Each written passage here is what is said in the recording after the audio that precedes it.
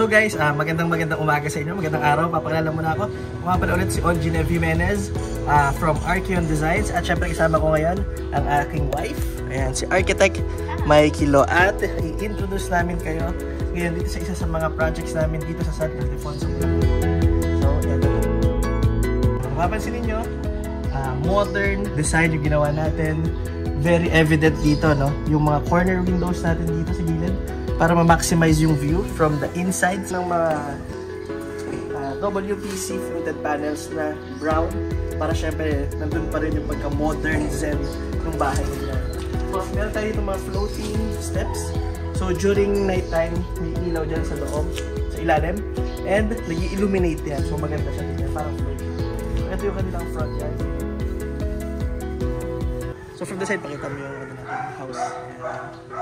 So, isa sa mga ginawa nating design elements ay para ma-accommodate yung corner window, na-cross natin itong main wall, main door, na mayroon nag-house na main door para may porch dito. So, magandang tambayan muna na connecting to the dining area. Corner windows na one-way mirror para syempre kita mo yung tao sa labas na nasa loob ka kapag umaga. Pero paggabi, when the lights are on sa loob, ikaw ang kita sa loob. Importante na meron tayong mga magagandang draperies. So covered na ito. If hindi tayo nag-polycarbonate dito, medyo madilim.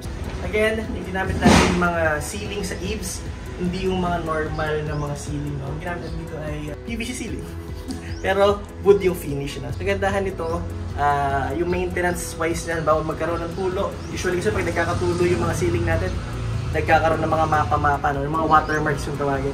So dito hindi, since PVC siya, waterproof na siya kagad. So yun ang kagandahan dito. And homey na homey yung feels natin dito. And of course, pakita natin yung mga canopy na ginamit natin dito. Ayan, yung mga tinatawag na mga canopies, no? Bakit nga ba may linya dyan? Ang tawag dyan ay drip mold. So in case na umulan, especially dito, pakita natin dito. Ayan. When the water drops dito, so instead na kasi ang water, meron siyang capillary action tinatawag. So, tendency niya, gagapang. No? So, para maiwasan na madumihan to, magkaroon ng molds yung ating main wall, gumamit tayo ng drip mold. So, hanggang dyan lang siya, tapos natulo na yung water. Dahil sa sobrang init, pasok muna tayo sa loob.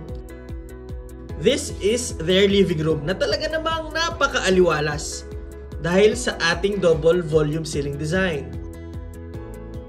Mas maganda ang airflow at mas maganda ang pasok ng natural light dahil dito.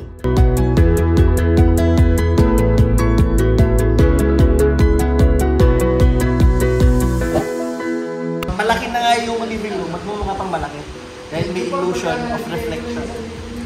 Maluwang na maluwang yung kanilang living room. Side ceiling, floor to ceiling na WPC fluted panels. So, nasan ka ngayon? Ayan, ito yung living room nila. High ceiling. Ayan, of course, ang view ng living room ay ayan, yung kanilang front yard. Okay, so kasama natin ngayon si Daddy, si Engineer Benigno Jimenez. The tandem. The tandem, ayan. So ito yung kanilang architect and the engineer. Ito yung napakaganda nilang modular kitchen dito. So ayan, kita-kita na naman. Marble. Walang handle. Nakatago yung mga handles para syempre hindi makalat tignan. Then lapit yung konti. Makita mo yung kanilang 4-door na Mumurahin rep. Inverter. So properly coordinated lahat ng location. Nandun yung microwave at yung itong mga pantry of course. Tapos yung mga ilaw na ginamit dito. Very important sa mga kitchen para may tinatawag na task lighting, no? So kahit ito lang buksan mo, pag mag-chopping ka dyan, direct light ka na doon. Ayan, yung window sa kitchen, ayan. Mahabang window para kitang-kita kapag may nagsiswimming, may mga nag-e-enjoy. At syempre, kung tapos na magluto dito, pwede dito na lang padaanin yung food para i-ano dyan sa mga guests.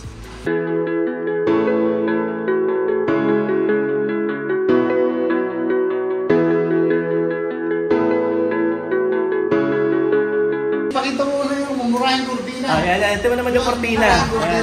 Floor to ceiling yung kortina. So, paano nilinisin ito? And then dito, nakatago sa kortina syempre, yung kanilang sliding door na going sa labas. Yung mahanap yun. Ito yung lanay. Covered and elevated na lanay. Tapos ito, may polycarbonate sheets para hindi madilim. So ulit tayo ngayon sa kanilang rear lanay. So makikita nyo, open siya. Walang wall sa paligid. Pero covered. So shielded tayo from the sun, shielded from the rain. Pero mama-maximize yung fresh air. And overlooking, syempre, sa kanilang garden, sa kanilang basketball court at magiging swimming pool eventually. Of course, para ma-maximize yung ilalim ng staircase, no? Meron tayong powder room dito. Ayan. Maximize, diba? And syempre, sa kabilang side naman, meron tayong storage. Diba? Tatlo yan. Tatlong storage to. So, sulit na sulit yung space sa ilalim ng hagdanan natin. Ayan. At dito sa kabilang side ay ang Gym! Ayan, gym. Pasok ka dyan. Gym Ayan. alala, yung iba kasi, ato pa sa Maynila yung Oo. tawag doon, yung ano niya? Equipment. Equipment, ayan. Oo. So, dito naman siya, CR ng gym. Oo. Ayan. Spacious na spacious din. Diba? Properly ventilated din. So, ang ginamit dito ay bronze mirror. So, yung cut niya is irregular, no? Para nga naman maganda. And yung ginamit ng mga floor finish sa stairs ay wood. Natural.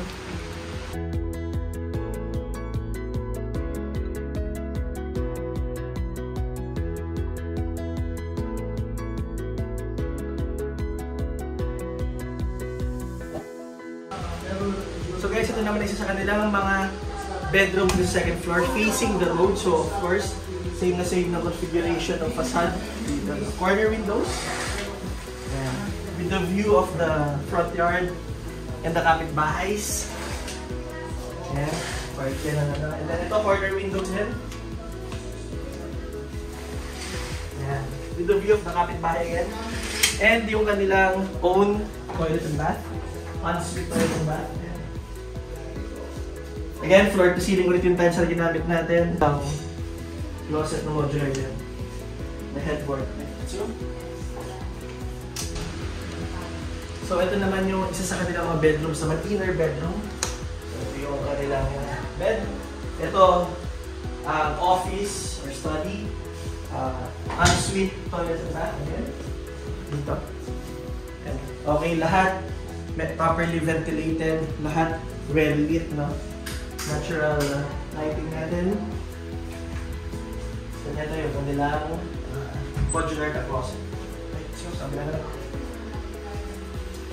Pakita mo ulit yung ganda ng living room.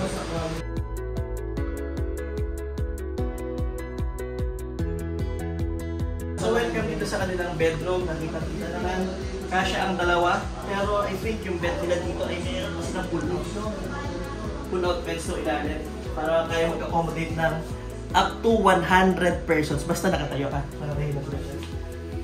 Then, ito ang, again, ensuite toilet and bath. CR. Maluwag yan. Spacious yan.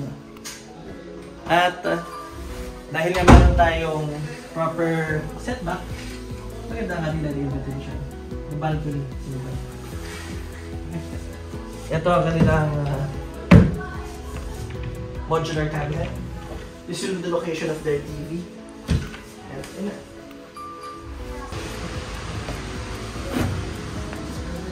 so ito naman yung kanilang rear balcony overlooking ito. Ito yung supposed to be location ng kanilang swimming pool. Pero to follow na lang yung swimming pool nila. Pero ngayon, ayan yun na. Basketball court and magandang garden. So the balcony extends up to the side. Ito yung kanilang roofing ng garage. So guys, welcome dito sa kanilang master bedroom. So gumamit tayo ng WPC fluted panels. So ito, na ang finish ay wood. So ito yung isisilbing headboard nila, ng master. Dito ang kanilang console table. Ito, TV. Meron silang lighting fixture dito, pendant lighting. Draperies na ginamit. Of course, corner window to. Para may view ka kung labas. Ito yung, of course, sa mga feature na ginawa dito. Yung kabila ay corner window dito. Corner window dito. Ayan. Pero ang view naman dito ay ang kanilang front yard.